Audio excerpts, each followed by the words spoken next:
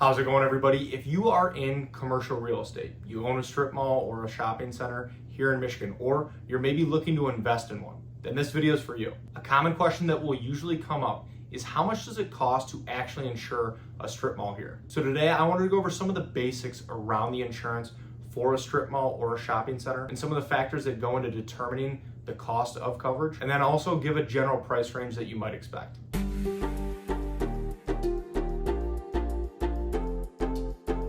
Thank you for stopping by. My name is Brian. I'm an independent insurance agent based here in the state of Michigan, Metro Detroit specifically, and I work with businesses on their commercial insurance programs, as well as helping families and individuals with their personal insurance, their home, their auto insurance as well. My goal with this channel is to pass on a little bit of educational information to you so that you can make more informed decisions around your insurance and then overall help answer any questions that you might have.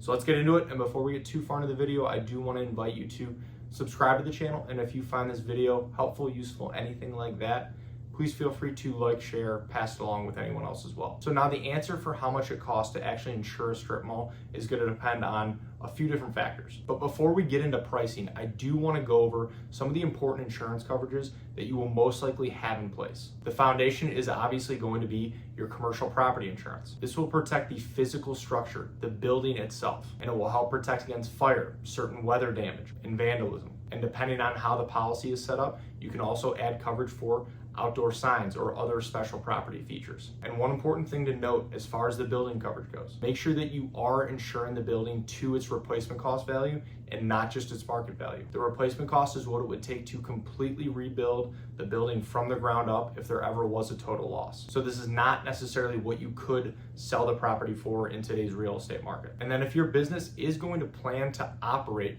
out of the building in any capacity, you will want to make sure that you have what's called business personal property coverage or contents coverage on the policy as well. This would cover any contents inside the building that your business owns. So again, it is important to take into account if your business will be operating out of the building that you own. And then if you have multiple different strip mall or shopping center locations, or maybe different buildings on the same property and they're all under the same policy, you might want to consider having blanket coverage in place if you don't already have that. Blanket coverage can combine multiple buildings or locations under one overall coverage limit. So this can give you more flexibility if one property does have a larger loss than you might have expected. Then next is business income or loss of rents coverage. This helps replace lost rental income if the property ever can't be used by one of your tenants due to a covered claim. For example, if a fire damages the building and then some of your tenants have to move out temporarily. This is what would help keep your cash flow steady while the repairs are being made. And then there's general liability insurance.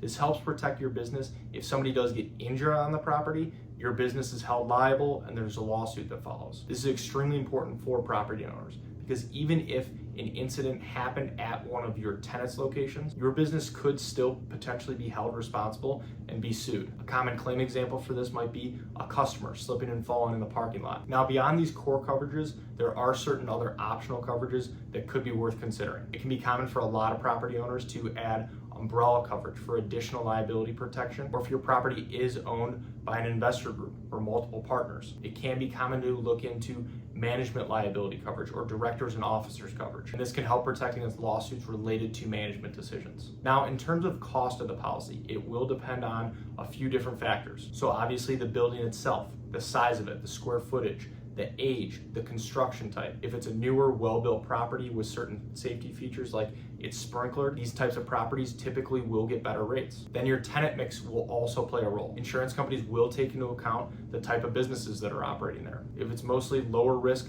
retail tenants or office space, it will typically cost less to insure than maybe if a restaurant is operating there. And this is mainly due to the higher potential fire risk. And then finally, your claims history can also play a role. If you do have a history of claims, this can unfortunately increase your costs. Now, keeping all this in mind, the cost for maybe a smaller strip mall on the low end could be $3,000 all the way up to $6,000 or more, depending on the variety of factors. And if the property is larger, more complex, maybe has some higher risk tenants, the cost of coverage can range anywhere from $10,000 a year to $25,000 a year plus. Again, every property will be different. And really the best way to get a clear picture on what the cost for any of your properties might look like is to work with an agent who does have experience insuring retail properties. We can help make sure that you have the right coverage in place and are also working with the most cost-effective insurance companies. So thank you for watching, and if you are looking for help with your insurance for your retail property, strip mall, shopping center, whatever it may be, I would love the opportunity to work with you and see if our team can help.